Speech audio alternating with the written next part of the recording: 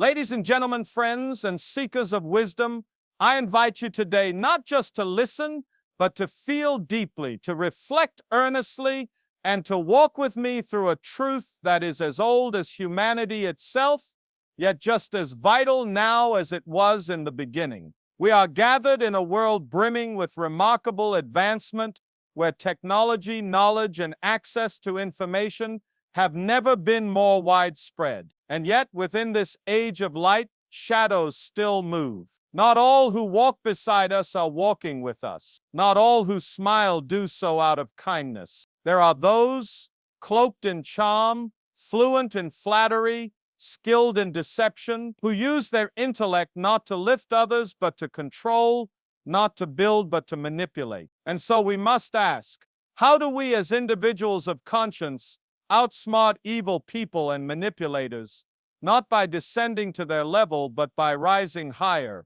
walking straighter, and standing stronger in truth? Let me be clear from the outset, this is not a message of fear, but one of clarity. This is not a lesson in vengeance, but a plea for discernment. We do not gather to learn how to fight with fists, but how to war with wisdom. For the true battlefield lies not in what we can touch, but in what we believe, in how we respond when our values are tested, our patience is worn, and our sense of self is targeted. Evil and manipulation do not always arrive with horns or fangs. They are far more subtle. They arrive as a trusted colleague, a charismatic leader, a smooth-talking acquaintance, sometimes even within the walls of family or friendship. They exploit kindness as weakness. They test boundaries not once but repeatedly. They plant seeds of doubt, of fear, of dependence, until the garden of your mind no longer belongs to you. And yet the question remains, how do we confront this, defeat this, without becoming bitter, without losing our integrity? The first and perhaps the most essential step is self-knowledge. We cannot defend ourselves from manipulation if we do not know who we are. Manipulators thrive in the fog, where your identity is unclear, where your values are flexible, where your purpose is uncertain.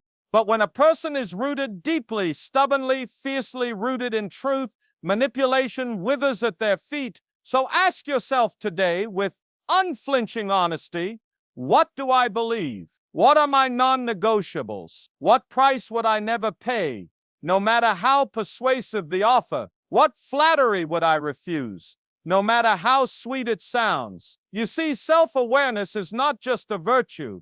It is armor. It is the steel gate through which no lie can pass unnoticed. A person who knows their value cannot be cheaply bought. A person who knows their mission cannot be easily misled. The manipulator may still try, but they will be striking at a shield, not a wound. Equally vital is the ability to recognize patterns rather than react to words. Evil people often sound intelligent, compassionate, and rational, but their fruit is rotten, and their trail is littered with confusion, hurt, and betrayal. Learn to look past the mask. Manipulation often comes in cycles: charm, confusion, control. A friend or partner or boss may begin with exaggerated praise. You're the only one I trust. No one understands me like you do. This is not always genuine affection.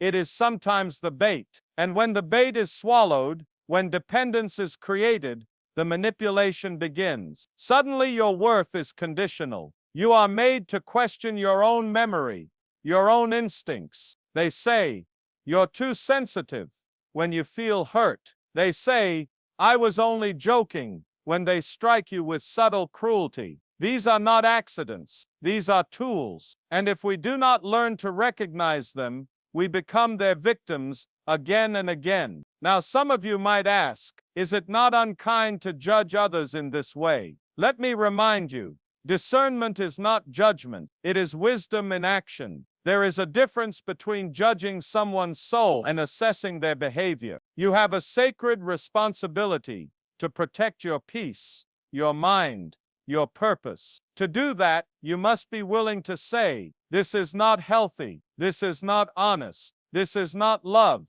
There are moments in life where silence is not kindness, it is surrender.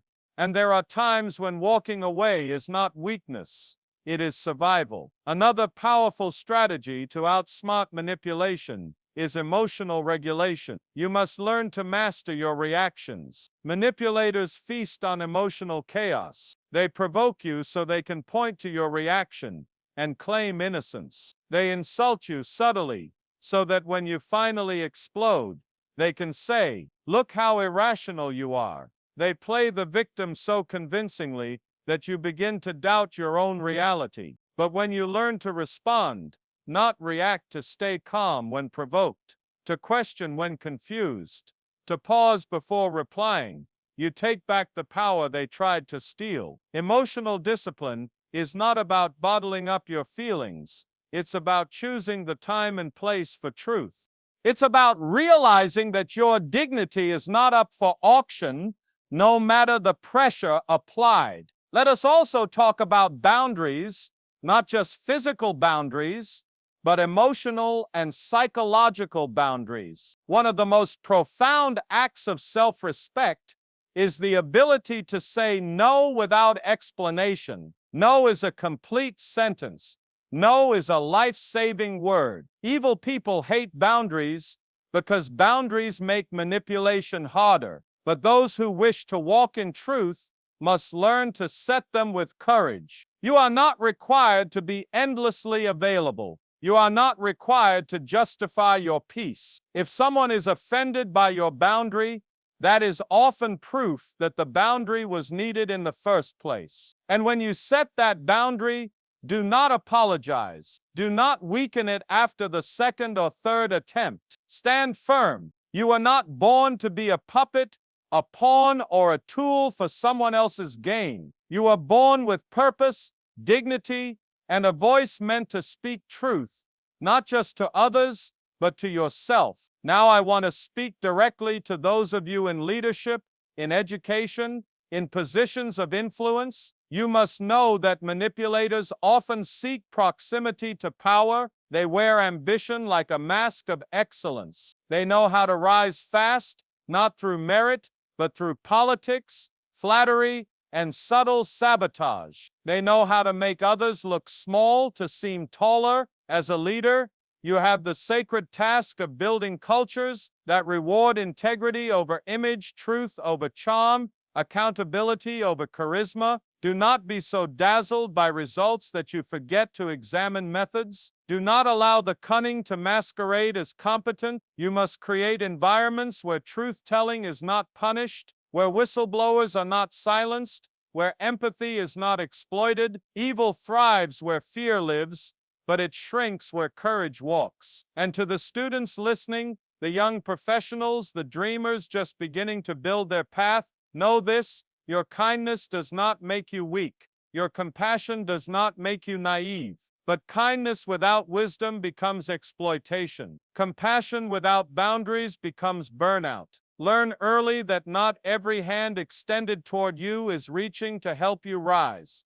Some hands reach to pull you down. You must develop the rare skill of seeing beneath the surface, of listening not just to what is said, but to what is meant. Seek mentors who live by what they teach. Surround yourself with people who sharpen you, not those who shape you for their agenda. Guard your time, guard your energy, guard your heart, because your future depends on it. Let me also speak to the weary, the ones who have been through manipulation and come out the other side, perhaps bruised, perhaps broken, but not destroyed. You may carry shame, you may carry regret, you may ask yourself how you could have fallen for it. Let me tell you gently, but firmly, it is not your shame to carry. The ability to trust is not a flaw, it is a sign of humanity. The ability to forgive is not weakness, it is power. But healing demands more than forgiveness. It requires truth. It requires facing what happened, naming it for what it was, and learning from it without letting it define you. You are not what was done to you. You are what you choose to become next. Let that be strength. Let that be clarity. Let that be peace. There is also something deeper, something spiritual, something beyond strategy. Manipulation does not just seek to control your behavior, it seeks to alter your reality. And so there must be an anchor deeper than words, stronger than logic, whether you call it faith, conscience, divine guidance, or moral clarity. You must root yourself in something unshakable. The wind will come, the flattering voices will rise, the pressure will mount. And in those moments, it is not just knowledge that will save you, it is conviction. You must know where you stand before you are asked to move. You must know what you believe before it is questioned. You must know whose voice you trust before others begin to shout. This is not just strategy, it is soul work. Let me end by saying this. The goal is not merely to avoid being manipulated. The goal is to walk in such truth, in such light, that darkness cannot enter unnoticed. Evil people are clever, but they are not wise. Manipulators are skilled, but they are not strong. Because true strength does not hide, it reveals. True power does not enslave, it liberates. And truth, no matter how quietly spoken, will always outlast the loudest lie. So walk with eyes open, speak with a heart awake, live with courage. And when the manipulators come, and you will not be shaken, you will not be fooled, you will not be moved, because you will know who you are. And that, my friends, is the only strategy that never fails. May you walk in truth, speak in truth, and outsmart not through cunning, but through character. Thank you. There is a sacred responsibility that rests upon the shoulders of those who have seen through deception and chosen not to replicate it. It would be easy, perhaps even tempting, for those who have suffered under the weight of manipulation to emerge hardened, cynical, resolved to never be vulnerable again. But to outsmart evil people the right way means not only resisting their tactics, but also refusing to become like them in the process. It means standing in the fire without allowing it to burn away your mercy. It means walking away from manipulation without walking away from humanity. Evil wins not when it wounds you, but when it changes you. When it takes a soul made for kindness and turns it cold. When it takes a mind built for clarity and fills it with suspicion. So even as we sharpen our minds and strengthen our defenses, we must guard against the quiet erosion of our character. For what does it profit a person to detect every liar, to expose every fraud, if in the process they lose the very innocence they sought to protect? There is a tension in this journey, and we must acknowledge it. The tension between being wise and being weary, the tension between trusting and testing, the tension between love and self-preservation. But I tell you today, you do not have to choose one over the other. It is possible to be discerning and still open-hearted. It is possible to be cautious without becoming closed. That balance, delicate, hard-won, often misunderstood, is the mark of maturity. And maturity, not cunning, is how we rise above manipulation. For those who are immature in spirit, are easily swayed by charm, blinded by charisma, distracted by surface-level appeal. But those who are mature see past the show, past the glitter, past the theater. They ask deeper questions. They wait before responding. They are not easily impressed because they are not desperate for approval. And in that stillness, in that restraint, there is power, quiet, resolute, immovable power. Understand also that manipulation often relies not just on the actions of the manipulator, but on the silence of bystanders. Evil people operate with impunity when good people look away. So part of outsmarting manipulation is cultivating environments, families, workplaces, institutions, where truth is spoken even when it is uncomfortable, where accountability is not just expected from others, but practiced by ourselves. If someone raises a concern about toxic behavior, do we defend the accused because of their rank or charm, or do we listen with empathy and investigate with integrity? If a colleague is being isolated, gaslighted, or scapegoated? Do we remain neutral in the name of professionalism, or do we speak truth with courage, even when it costs us social currency? You see, the manipulator is not only dangerous because of their tactics, but because of how many people choose comfort over confrontation. But what if we changed that? What if we made truth-telling the norm, not the exception? What if we made integrity louder than image? What if we raised our children, led our teams, shaped our communities around the principle that silence is not neutrality, it is complicity? And for those who have found themselves complicit in the past, not out of malice, but out of ignorance or fear, this too is part of the healing. Acknowledge it, own it, but do not dwell there. We cannot change what we allowed yesterday, but we can change what we permit today. We can educate ourselves, sharpen our awareness, and refuse to enable patterns that harm others. We can become advocates for those still under the influence of manipulation, not by condemning them for their blindness, but by patiently offering light, by speaking the truth again and again, even when it is ignored, because the truth is a seed, and sometimes it takes time to grow. It might lie dormant under layers of denial, fear, or attachment, but when spoken with grace and consistency, it begins to break through. Let us not forget that some people do not even realize they are being manipulated. That is the insidious nature of psychological abuse. It often masquerades as love, as mentorship, as guidance. It begins with gestures that seem helpful. It wraps itself in the language of care. It makes the victim feel chosen, special, important, until they are isolated, unsure, anxious, afraid. And so, to outsmart manipulation means not only resisting it ourselves, but helping others recognize when they are in its grip.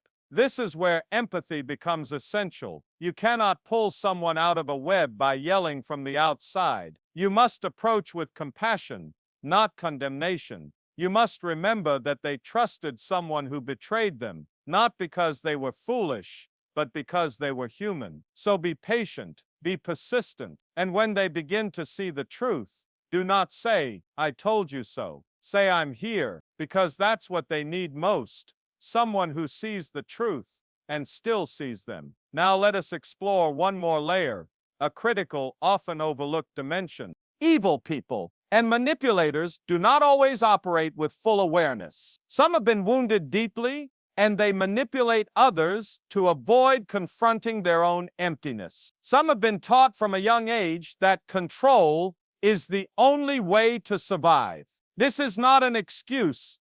It is context. Understanding their brokenness does not mean tolerating their behavior, but it allows us to respond with clarity rather than vengeance. You see, when we understand that manipulation is often a symptom of inner chaos, we stop wasting time trying to fix or change them. We stop engaging in battles that can never be won. We learn to disengage without bitterness. We learn to protect our peace without needing to destroy theirs. And that is a higher form of strength, a strength rooted in understanding, not revenge. To outsmart evil is not to out-talk it, out-argue it, or out-yell it. It is to rise above it in posture, in principle, in presence. It is to build a life so anchored in authenticity that manipulation becomes obvious, unwelcome, and ineffective. This is not easy. It requires practice. It requires failures and comebacks,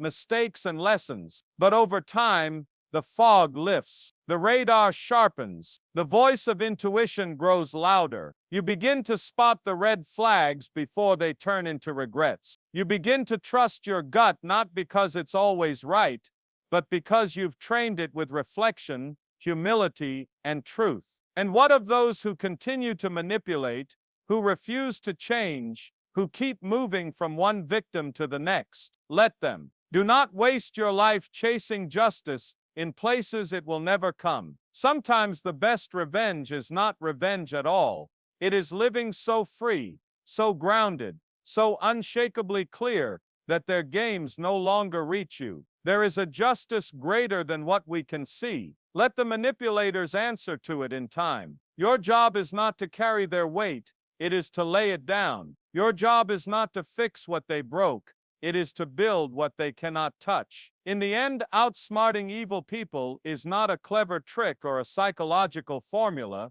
It is a moral commitment. It is a promise you make to yourself again and again that no matter how deceptive others become, you will remain true. That no matter how many masks others wear, you will live unmasked. That no matter how dark the world may seem, you will be light. That is the right way. That is the lasting way. And that is the only way that sets you free. So let us walk out of this gathering, not just a little wiser, but a little braver. Let us examine the spaces in our lives where manipulation has left its fingerprints and begin the slow but sacred work of reclaiming them. Let us teach our children not only how to be kind, but how to be strong. Let us lead not only with competence, but with character. Let us choose truth, not only when it's easy, but especially when it's costly. And above all, let us refuse to become the very thing we fight against. Because if we do this, if we commit to this journey, then the manipulators will lose more than their influence. They will lose their power, they will lose their hold, and the world will gain one more person who is not afraid, who is not confused, who is not for sale. One more person who walks in light, speaks in truth, and lives in freedom. May that person be you. May that person be us all. And may that light, clear, strong, unwavering, burn long after manipulation has faded into dust. Thank you, and may peace walk with you always. And now, as we continue this journey of awareness and truth, let me draw your attention to an even deeper truth, perhaps the hardest of them all. To truly outsmart evil people and manipulators the right way, we must be willing to examine the parts of ourselves that remain vulnerable to them. Not just the intellectual parts, but the emotional gaps, the unhealed wounds, the unmet needs, the hidden insecurities that they often exploit so masterfully. For no matter how clever, educated, or experienced we may become, every one of us has places within us that long to be seen, to be affirmed, to be valued. And when someone comes along who appears to offer exactly that, we might lower our guard, not out of ignorance, but out of longing. The manipulator is often not targeting our mind first. They are targeting our need. So part of our defense, part of our growth, must involve tending to those places ourselves, so we no longer outsource our worth to those who would weaponize it. This kind of growth demands that we move away from shame and toward healing. You see, shame keeps us silent. Shame convinces us that if we fell for the lie, we must be weak, foolish, or broken beyond repair. And that silence is the very environment in which manipulation thrives. But healing silences the voice of shame. Healing says, yes, I was deceived, but that does not define me. Healing says, yes, I missed the signs, but now I see. Healing says, I forgive myself not because I did nothing wrong, but because I refuse to carry someone else's darkness as my burden anymore. This act of self-forgiveness is not indulgence. It is liberation. It is the doorway through which clarity enters. And when we are clear within, we become far harder to deceive from without. This is why self-reflection must accompany discernment. It is not enough to simply study the behavior of manipulators. We must study ourselves. Ask yourself, what am I drawn to that makes me susceptible to certain types of people? Do I confuse dominance with leadership? Do I equate charisma with credibility? Am I more responsive to people who mirror my language, my pain, or my aspirations? What need am I seeking to fill when I ignore my intuition in favor of someone else's narrative? These are not easy questions. They are humbling questions. But they are the kind of questions that build a person who cannot be controlled, because that person no longer fears the truth about themselves. But let us not end this journey in the shadows of warning alone. There is something bright that waits on the other side of awareness. There is a life of genuine connection, of safe relationships, of meaningful leadership, of joyful independence. when you no longer live at the mercy of manipulation, when your yes means yes and your no means no, when you can walk into a room and feel no need to impress, perform, or over-explain because you know who you are, when you no longer mistake chaos for passion, secrecy for intimacy, control for concern, that kind of life is possible. But it does not arrive by accident. It is built choice by choice, day by day, boundary by boundary. And while it may feel lonely at first to step away from those who once held power over you, let me assure you what waits on the other side is not isolation.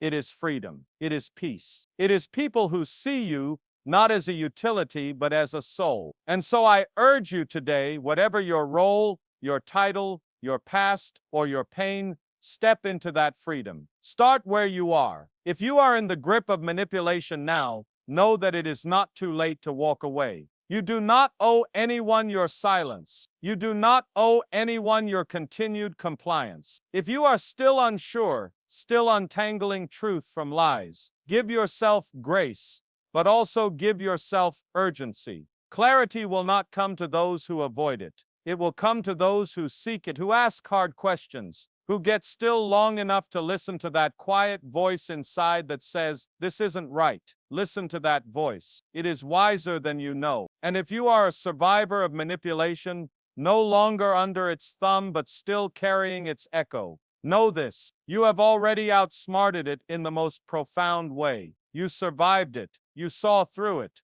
You chose growth instead of bitterness. And now you carry a wisdom that this world desperately needs. Use it. Speak it. Teach it to your children, your students, your team. Do not be afraid to tell the truth, not just about the manipulators, but about your own transformation. Because people don't just need to hear that manipulation exists. They need to see that it can be overcome. To those of you building organizations, communities, or families, hear this: prevention is more powerful than correction. Create systems where transparency is the default, where open dialogue is not feared but encouraged. Hire for character, not just for charm. Promote based on integrity, not just results. And never ignore the quiet voices who say, "Something feels wrong." Often they are the first to sense what others miss. Their voice may be soft, but their warning is a gift. Honor it, protect it, because if you do, you will create a culture where evil cannot hide behind performance. And to the dreamers, the artists, the visionaries, the young leaders, please do not let the manipulators of this world steal your fire. Do not let the betrayal of one or two convince you that no one is trustworthy. Do not harden your heart so much that nothing can reach it. Yes, guard your mind. Yes, protect your energy, but do not lose your tenderness. That too is a kind of wisdom. That too is a kind of strength, because the world does not just need smart people, it needs good people. It needs people who are as discerning as they are compassionate, as grounded as they are imaginative, as unshakable in truth as they are generous in spirit. So what, in the end, is the right way to outsmart evil and manipulators? It is to be anchored in truth, alert in spirit, and unafraid of discomfort. It is to choose character over control, dignity over domination, wisdom over war. It is to know that the best way to defeat darkness is not to become darker, but to become light that cannot be dimmed. The manipulators may twist words, but they cannot twist reality forever. They may confuse a few, but they cannot control the clear-eyed. They may rise fast, but they do not last. For truth, like water, always finds a way, and those who stand in it, those who build their lives on it, cannot be moved. Let your life be that kind of life. Let your leadership be that kind of leadership. Let your love be that kind of love. Honest, whole, free. Then when evil comes, and it will come, you will meet it not with fear, but with clarity. Not with revenge, but with resolve. Not with silence, but with speech. And you will not fall. You will not be fooled, because you will have become the very thing evil cannot stand against. Someone who sees clearly, walks humbly, and refuses to compromise their soul. Thank you for your courage to listen, to reflect, and I hope to change. And may the